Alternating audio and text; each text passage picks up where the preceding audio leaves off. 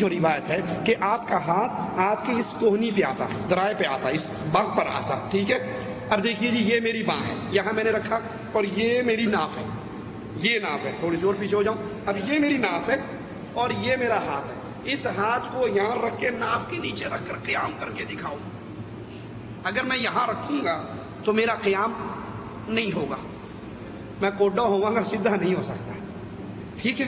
یہ رکھو گے ایٹومیٹکلی اپنے سینے پر آ جائے گا۔ یہ کہاں آ جائے گا؟ اپنے سینے۔ آپ نے دیکھا کبھی چھوٹا بچہ غلطی ہو جائے استاد سے معافی کیسے مانگتا ہے؟ دیکھا آپ نے؟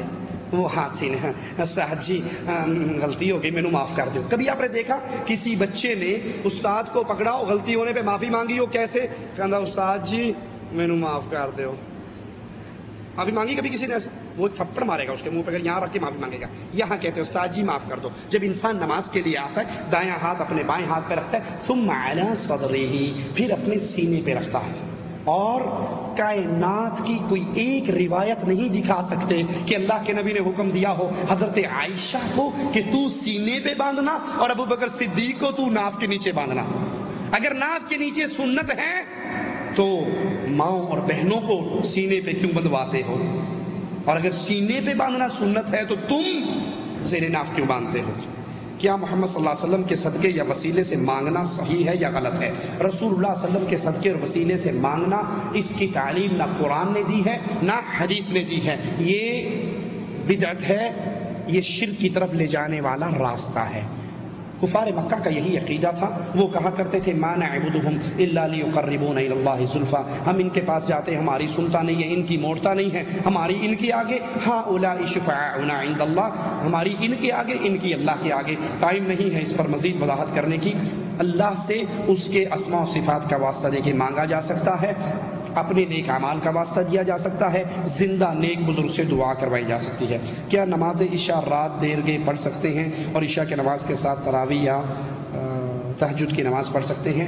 اگر ساری مسجد کے لوگ عشاء کو تاخیر سے پڑھیں تو پڑھی جا سکتی ہے، افضل ہے۔ آپ نے فرمایا مجھے امت پر سختی کا ڈر نہ ہوتا تو میں اس کو دیر سے کہتا، لیکن اگر جماعت مسجد میں جلدی ہو رہی ہے اور آپ دیر سے پڑھنا چاہیں تو آپ کو اجازت نہیں ہے کہ نماز چھوڑ کے آپ گھر بیٹھے رہیں، جس وقت جماعت ہو رہی ہے اس کے ساتھ آ کے نماز پڑھیں۔ شادی میں اگر اسی طرح تراویح ہو رہی ہو تو آ کر فرض تراویح میں شامل ہو کر 2 رکعتوں کے بعد آپ کھڑے ہو کر اپنی عشاء کی نماز پوری کر سکتے ہیں۔ شادی میں اگر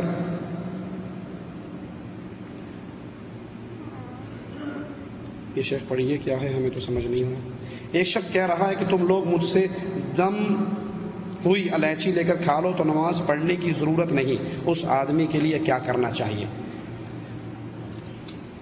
دم کی ہوئی الائچی کھا لو نماز پڑھنے کی ضرورت نہیں، بالکل ٹھیک کہتا ہے، یہ کھا لو کیونکہ یہ جہنم کا داروغہ ہے، خود بھی جائے گا ساتھ بھی لے جائے گا، یہ اکیلا نہیں جائے گا ساتھ مروائے گا۔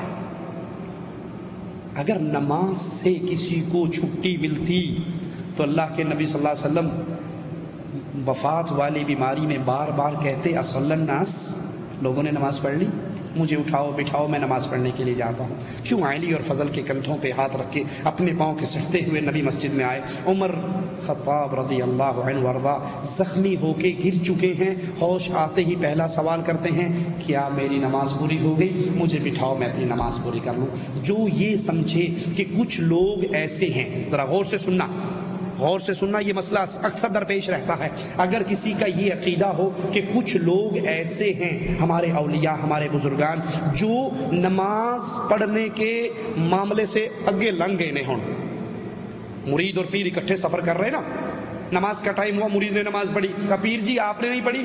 کہا تسی پڑھیا کرو، ساڈا دل اللہ اللہ اللہ کرتا ہے، سانو نماز دی لوڑ نہیں، اندر ہی اندر نماز پڑھ لینے ہیں۔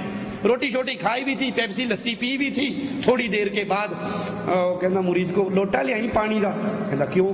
کہندا مینوں حاجت ہوئی ہے، کہندا ایڈی وڈی نماز اندر اندر غائب کر لی تے اینوں بھی اندروں اندروں کر لا، کہندا اے نہیں اندر اندر ہوندی، ایننے اگے لا لیا مینوں۔ جو لوگ یہ عقیدہ رکھیں کہ ہمارے اولیاء اور بزرگان اور صوفیاء کرام نماز روزے کے مقام سے آگے گزر چکے ہیں تو سنیے یہ بندہ کافر ہے، مسلمان نہیں ہے، یہ بندہ کافر ہے مسلمان نہیں ہے، کیونکہ اللہ کی شریعت میں کسی کو یہ اجازت نہیں کہ وہ شریعت کے دائرے سے باہر نکل سکے۔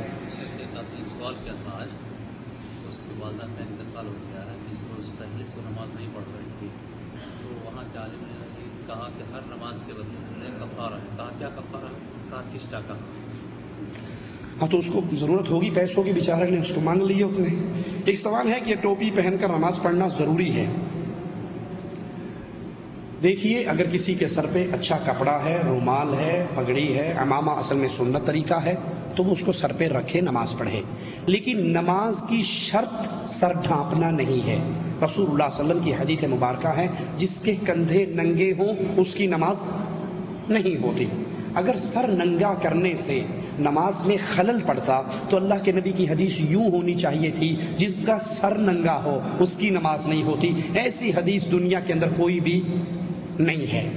ٹھیک ہے، حدیث کیا ہے؟ جس کا کندھا ننگا ہو اس کی نماز نہیں ہوتی. سر ننگا ہو تو نماز ہو جاتی ہے. لیکن ہمارے ہاں الٹی گنگا بہ رہی ہے. وہ کیسے؟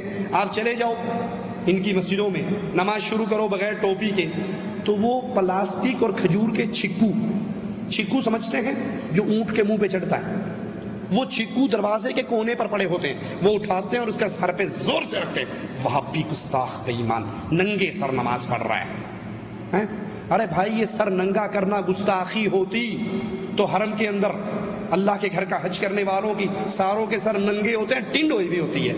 تو یہ گستاخی وہاں گستاخی نہیں. ایک بات مجھے نہیں سمجھ آئی، شاید آپ سمجھا دیں. سر ننگا ہو تو کیا کہتے ہیں؟ کیا کہتے ہیں جی؟ وہابی گستاخ بے ایمان سر ننگا ہے. اور اگر آپ سب کچھ ننگا کر دو، سب کچھ، تو کیا کہیں گے؟ پہنچیاں سرکاراں نے انہوں نے کچھ نہیں کہنا. اعوذ باللہ من الشیطان الرجیم. صرف سر ننگا ہوا تو گستاخ، سب کچھ ننگا ہوا رجسٹرڈ ولی، سٹیمپ لگ گئی کہ اولیاء اللہ نے ہیں. پہنچیاں سرکاراں نے مجذوب نے بس اللہ نہ لو لگی ہے، انہوں پتہ بھی کوئی نہیں کوئی شے ٹاپنی کہ نہیں ٹاپنی. اگر یہ سب کچھ ننگے کرنے سے ولایت ملتی تو منڈی ننگی کرنے سے تھوڑی سی ولایت تو ملنی چاہیے نا. یہ الٹا گنگا ہمیں نہیں سمجھ آتی. سر ڈھانپنا نماز کے میں ڈھانپ لو تو ٹھیک ہے، نہ ڈھانپو تو یہ شرط نہیں ہے کہ اس کے بغیر نماز نہیں ہوتی. قبر میں میت کے ساتھ جائے نماز اور احرام رکھنا جائز ہے یا نہیں؟ اس کے اعمال کا وقت گزر چکا ہے، اب حساب کا وقت ہے. اس کے اعمال کا وقت گزر چکا ہے، اب حساب کا وقت ہے. ایسی کوئی روایت ہمارے علم میں نہیں کہ میت کے ساتھ عہد نامہ رکھو، اس کے ساتھ اس کا جائے نماز رکھو، تاکہ فرشتوں کو پتہ نہیں ہوتا نا یہ نمازی یا بے نمازی. وہ جائے نماز دے کے سمجھیں گے نمازی ہے، اور احرام دے کے سمجھیں گے کہ جی واقعی یہ پکی گل ہے، عمرہ بھی کر کے آیا. اس کے ساتھ سعودی ایئر لائن کی ٹکٹ بھی رکھ دیا کرو کہ دیکھو یہ کنفرم سیٹ تھی اس کی اور یہ جدے سے ہو کر آیا تھا. نماز کے درمیان سجدے میں سبحان رب العالی کے بعد کیا اردو میں دعائیں مانگ سکتے ہیں؟ نہیں، نماز کے اندر عربی میں جو دعائیں ہیں وہی مانگی جا سکتی ہیں. سبحانک اللہم وبحمدک اشہد لا الہ الا انت استغفرک واتوب الیک.